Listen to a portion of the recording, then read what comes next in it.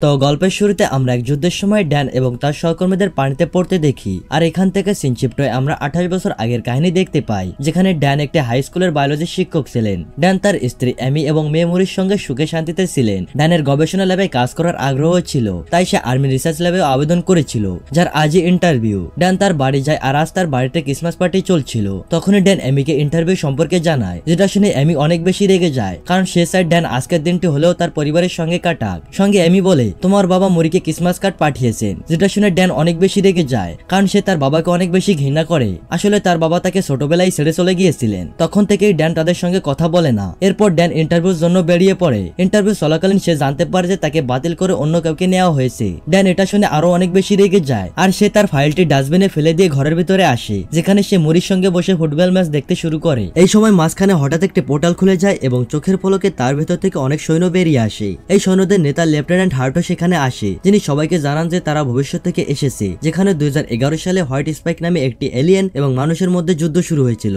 এবং এই যুদ্ধে তারা হেরে গেছে। যদি এভাবেই চলতে থাকে তাহলে পরবর্তী 11 মাসের মধ্যে পুরো পৃথিবী থেকে মানুষ নিঃশেষ হয়ে যাবে। তিনি সবাইকে সাহায্য করতে বলেন, যাতে তারা এই যুদ্ধে জিততে পারে। এই ঘটনার পর সব দেশ তাদের সাহায্যের জন্য সাধারণ মানুষদের ভর্তি করে ভবিষ্যতে পাঠায়, কিন্তু তবুও ভবিষ্যতের জগতে মানুষের সংখ্যা 5 লাখের কম। এছাড়াও ভবিষ্যতে পাঠানো 50% মানুষের প্রাণ হারানোর কারণে এখন মানুষ ভবিষ্যতে যাওয়া নিয়ে প্রশ্ন তোলা শুরু করে, যার ফলে সবাই ভবিষ্যতে যাওয়ার বিষয়ে প্রতিরোধ শুরু করে। তবে সবাইকে কেবল 7 দিনের জন্য সেখানে পাঠানো হয়। যদি তারা 7 দিন সেখানে বাঁচতে পারে তাহলে তারা আবার অতীতে ফিরে আসে। এদিকে মরি এই বিষয়টি নিয়ে চিন্তিত হয়ে পরিস্থিতি সামলানোর চেষ্টা করে, এবং সে তার মাকে বলে যে সে যেন কোনোদিনও ভবিষ্যতে না যায়। ঠিক তখনই ড্যান সেখানে আসে এবং মরির সঙ্গে কথা বলে তাকে শান্ত করে। পরের দিন যখন ড্যান ক্লাসে থাকে তখন তার ফোনে একটি অ্যালার্ট মেসেজ আসে, সেখানে ড্যানকে যত দ্রুত সম্ভব আর্মি রিসার্চ সেন্টারে আসতে বলা হয়। ড্যান দ্রুত সেখানে যায়, কারণ সে ভেবেছিল এবার তাকে চাকরি দেওয়া হবে, কিন্তু সেখানে পৌঁছানোর পর সৈন্যরা তার হাতে একটি মেশিনের মধ্যে ঢুকিয়ে দেয়। তখন ড্যান জানতে পারে তারা তাকে ভবিষ্যতে যুদ্ধ করতে পাঠাতে চলেছে। তারা ড্যানকে এটাও জানায় যে সে 7 দিনের মধ্যে মারা যাবে। ড্যান কিছু জিজ্ঞেস করার আগেই তারা তার হাতে একটি ডিভাইস লাগিয়ে দেয়, যেন তারা ড্যানকে ট্র্যাক করতে পারে, এবং তাকে জানানো হয় যে সে যদি এই ডিভাইসের সাথে কোনো ধরনের ছোঁয়াছুঁই বা পরিবর্তন করার চেষ্টা করে তাহলে তার মৃত্যু পর্যন্ত হতে পারে।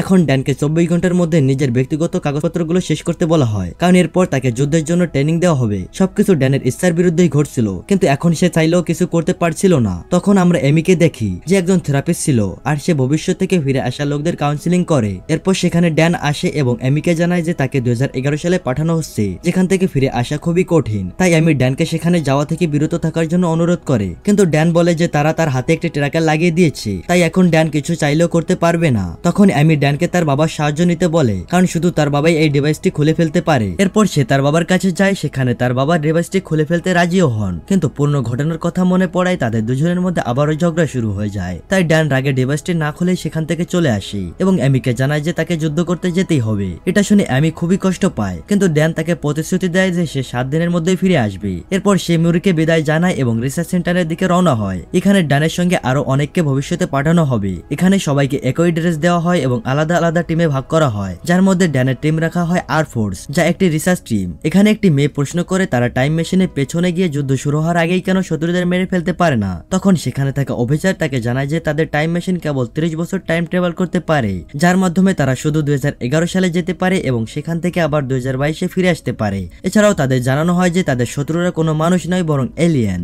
রাত হলে ড্যান তার বন্ধু চার্লির সঙ্গে কথা বলে। ঠিক তখনই জরুরি অ্যালার্ম বেজে ওঠে। তখন লেফটেন্যান্ট হার্ট সবাইকে তৎক্ষণাৎ ভবিষ্যতে যাওয়ার জন্য বলে, যদিও সবার ট্রেনিং শেষ হওয়ার পর তাদের সেখানে নেওয়ার কথা ছিল, কিন্তু লেফটেন্যান্ট হার্ট জানায় যে এলিয়েনরা তাদের রিসার্চ ল্যাবে আক্রমণ করেছে। যদি ল্যাব ধ্বংস হয়ে যায় তাহলে তারা যুদ্ধে হেরে যাবে। এরপর সবাইকে একটি স্থানে ডাকানো হয় এবং এক এক করে তাদের সবাইকে ভবিষ্যতে পাঠানো হয়। ঠিক এই সময় সিস্টেমে কিছু সমস্যা দেখা দেয়, যার কারণে সবাই তাদের নিজের গন্তব্যে না এসে আকাশে আটকে থাকে। তারা একে একে সবাই নিচে পড়তে শুরু করে। এটাই সেই সিন যা গল্পের শুরুতে আমরা দেখেছিলাম। এখানে ড্যান এবং কিছু লোক একটি সুইমিং পুলে পড়ে, আর বাকি সবাই জমিতে পড়ে যায়। এখানকার পরিস্থিতি দেখে সবাই অনেক বেশি ভয় পাচ্ছিল, কারণ চারপাশে শুধু এলিয়েন ছিল। এরপর আমরা ভবিষ্যৎ জগতের কর্নেলকে দেখি, যিনি বেঁচে থাকা মানুষের সঙ্গে যোগাযোগ করছেন। তিনি তাদের মধ্যে ড্যানকে টিম লিডার করে দেন এবং বলেন যে তাকে ল্যাবে গিয়ে অসুস্থ মানুষদেরকে বাঁচাতে হবে। ড্যান তার টিমের সঙ্গে ল্যাবের দিকে যায়। সবাই ল্যাবে পৌঁছে এবং দেখে এলিয়েনরা সব মানুষকে হত্যা করেছে। যখন কর্নেল এই ব্যাপারটি জানতে পারেন তিনি খুবই কষ্ট পান এবং ড্যানকে ল্যাবের হার্ড ড্রাইভে আনতে বলেন। এই সময় তাদের কাছে বেশি সময় নেই, কারণ এলিয়েনরা ল্যাবে প্রবেশ করতে চলেছে।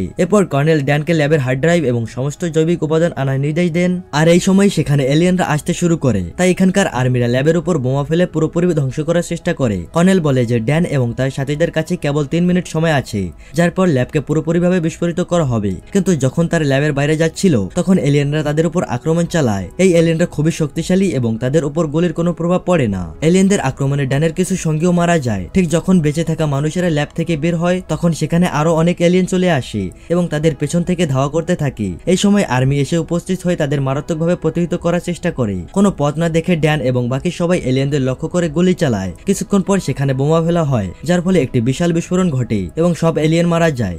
এই বিস্ফোরণে ড্যানের অনেক সঙ্গীও মারা যায় এবং অনেকেই আহত হয়। এরপর ঠিক যখন ড্যানের চোখ খোলে সে নিজেকে একটি ক্যাম্পে খুঁজে পায়। এখানে জানা যায় যে বিস্ফোরণের ড্যান ছাড়া তার বন্ধু চার্লি একমাত্র বেঁচে ছিল।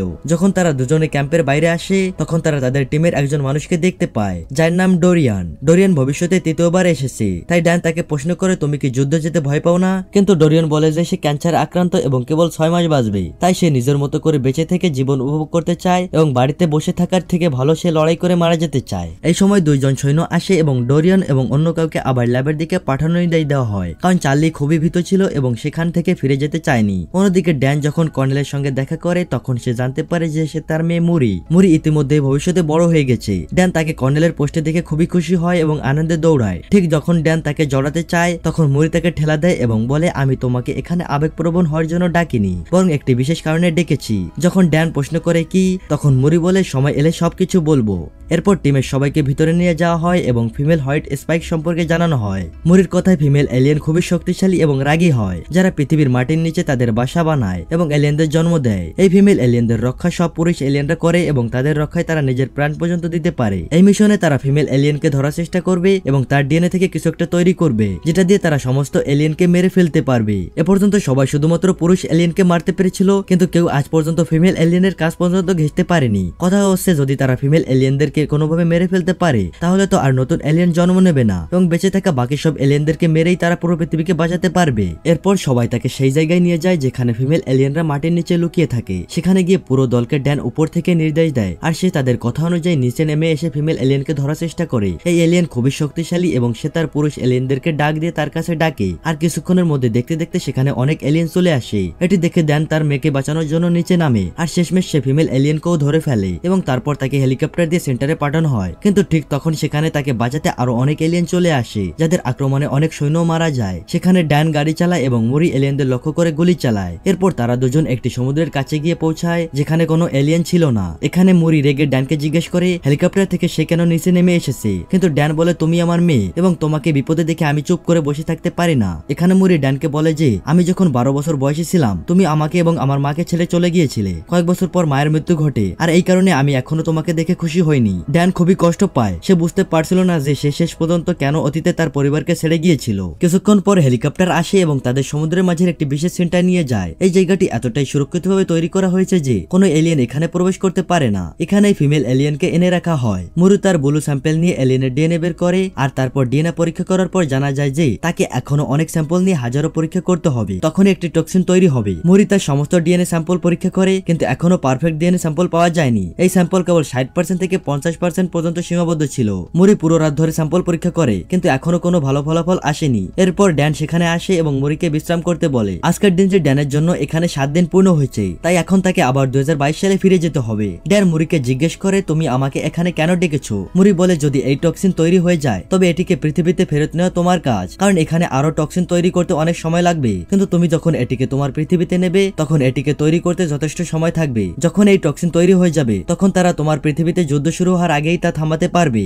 এই সময় তাদের ডিএনএ স্যাম্পলে টক্সিনে 100% তৈরি হওয়া দেখায়। ঠিক তখনই ফিমেল এলিয়েন জেগে উঠে চিৎকার করতে থাকে। তার চিৎকার শুনে সমস্ত পুরুষ এলিয়েনরা সেখানে চলে আসে। তাদের সংখ্যা এত বেশি ছিল যে তাদের সাথে লড়াই করা খুবই কঠিন ছিল। কিছুক্ষণের মধ্যে সমস্ত এলিয়েনরা সৈন্যদের উপর আক্রমণ চালায়। সেখানেই ড্যান এবং মুরি একসাথে থাকে। এই সময় পুরুষ এলিয়েনরা ফিমেল এলিয়েনকে মুক্ত করে দেয়। এখন ড্যানকে যত দ্রুত সম্ভব তাকে সেই স্থানে নিয়ে যেতে হবে যেখান থেকে সে আবার 2022 সালে ফিরে যাবে। কিন্তু সেখানে ইতিমধ্যেই অনেক এলিয়েন উপস্থিত ছিল। তারা তাদের লক্ষ্য করে এগোতে থাকে, কিন্তু ঠিক তখন ফিমেল এলিয়েন মুরির উপর আক্রমণ করে এবং তাকে আহত করে। এরপর ড্যান মুরিকে সঙ্গে নিয়ে এগোতে থাকে আর ঠিক তখনই টাইম ট্রাভেল মেশিন চালু হয়ে যায়। এখানে মুরি ড্যানের কাছে ক্ষমা চায় এবং বলে আমি তোমাকে খুব ভালোবাসি বাবা। ড্যান তার মেয়েকে অতীতে নিয়ে যেতে চেয়েছিল, তাই সে তার পাশে বসে থাকে। ঠিক তখন ফিমেল এলিয়েন আসে এবং মুরিকে ধরে ফেলে। ড্যান তাকে বাঁচানোর আগে টাইম মেশিনের মাধ্যমে তাকে 2022 সালে পাঠিয়ে দেওয়া হয়। এখানে ড্যানের সঙ্গে চার্লি, ডোরিয়ান এবং বাকি কিছু মানুষ উপস্থিত ছিল। ড্যান লেফটেন্যান্ট হার্টকে টক্সিন দেয় এবং এটিকে তৈরি করে ভবিষ্যতে পাঠানোর জন্য বলে, কিন্তু কিন্তু লেফটেন্যান্ট হার্ট জানায় যে এখন জাম্পলিং বন্ধ হয়ে গেছে, অর্থাৎ তারা আর টাইম মেশিন ব্যবহার করতে পারবে না। ড্যান ভবিষ্যতে মুরির মৃত্যুর জন্য অনেক বেশি দুঃখিত ছিল, কিন্তু যখন সে বাড়ি ফিরে মুরিকে দেখে তখন তাকে জড়িয়ে ধরে এবং রাতভর তার রুমে বসে থাকে। এরপর এমি তার কাছে আসে। তখন ড্যান ভাবতে থাকে যে ভবিষ্যতের যুদ্ধকে থামানোর জন্য কিছু করতেই হবে। তাই সে প্রথমে ডোরিয়ানের কাছে যায় এবং এলিয়েনের নীল চায়, যা ডোরিয়ান ভবিষ্যতে গিয়ে নিজের কাছে রেখেছিল। এরপর তারা দুজনে নীল নিয়ে চার্লির কাছে যায়। চার্লির নীল নিয়ে গবেষণা করে এবং তখন তারা জানতে পারে যে নীলের উপর আগ্নেয়গিরির ছাপ লেগে আছে। চার্লি বলে যে এটি চীনের আগ্নেয়গিরি থেকে আসা ছাপ। তখন ড্যান বলে যে লেফটেন্যান্ট হার্ট জানিয়েছেন যে এলিয়েনদের প্রথম আক্রমণ রাশিয়ায় হয়েছিল, তাহলে তাদের নীলের উপর চীনের আগ্নেয়গিরির ছাপ কেন আছে? ঠিক তখন ড্যানের মনে পড়ে তার এক ছাত্রের কথা, যে আগ্নেয়গিরি সম্পর্কিত বিষয় নিয়ে অনেক জানতো। তাই তারা তিনজন তার কাছে যায়। ছাত্রটি বলে আজ থেকে 1000 বছর আগে চীনে একটি আগ্নেয়গিরি ফাটে, যার ঢেউ রাশিয়াতেও পৌঁছে গিয়েছিল। পরে এটি সাপে রূপান্তরিত হয়ে সেখানে আটকে যায়, আর কিছু সময় পরে সেই স্থান বরফে ঢেকে যায়। এইসব তথ্যের পর তারা বুঝতে পারে যে নিশ্চয়ই কোনো এলিয়েন সেখানে এসেছে এবং বরফে ঢাকা পড়ার কারণে সেখানে আটকে গেছে। আর 2011 সালে বরফ গললে তারা পৃথিবীর উপর আক্রমণ করতে এসেছে। এরপর ড্যান এবং চার্লির ডিফেন্স অফ সিকিউরিটির কাছে গিয়ে তাদের সব তথ্য ব্যাখ্যা করে এবং রাশিয়ায় গিয়ে সমস্ত এলিয়েনদের যুদ্ধের আগে ধ্বংস করার প্রস্তাব দেয়, কিন্তু তারা তাদের কথায় বিশ্বাস করে না এবং সহায়তা করতে অস্বীকৃতি জানায়। তাই তারা তিনজনই নিজেই সেখানে গিয়ে এলিয়েনদের ধ্বংস করার পরিকল্পনা করে। এখন ড্যান তার বাবার কাছে সাহায্য চাইতে যায়, কারণ তার বাবার কাছে একটি বিমান ছিল।